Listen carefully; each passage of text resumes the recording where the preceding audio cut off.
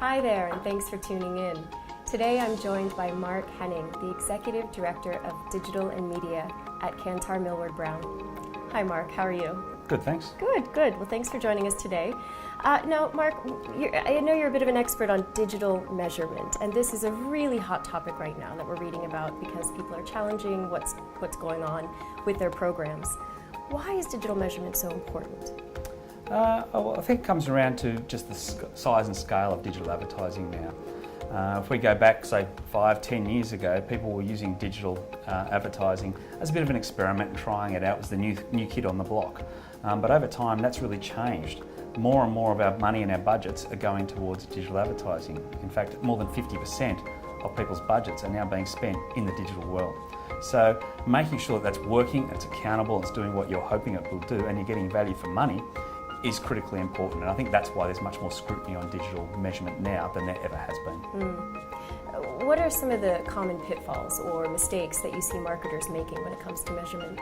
I think there's probably two areas to think about with regards to that.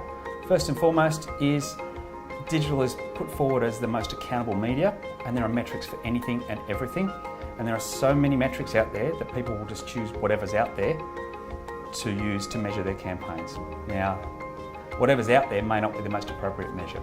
So that leads me to the second part, which is really about what is your objective? What are you trying to do with your elements of your digital advertising? Okay? If you have a very clear picture of what your objective is, then you can choose the right metric to actually measure that objective and whether you achieved it or not. And I think they're two sort of key areas that are pretty much linked. Okay. And from your perspective, what is a way forward for the marketing community? Well, I think more scrutiny on the environment and how to measure, I think is really important. I think one thing that we think about is a nice simple framework for how to go about measuring, whether it be digital advertising. It can be almost applied to any media advertising, and we just call it the ABCs of digital advertising, where A stands for audience, where you're looking at who did you speak to, what was the reach, what was the frequency, what demographics were those people, was it real people or was it cookies or was it invalid traffic? Were the impressions that you're putting out there viewable? Did people actually see them? All right? And that's a really important component to understand what I bought. Is it out there? Second part of that is B, which is branding. Did I change people's perceptions? Did they become more aware of my brand? Did they think differently about my brand? Are they more likely to consider buying it down the track?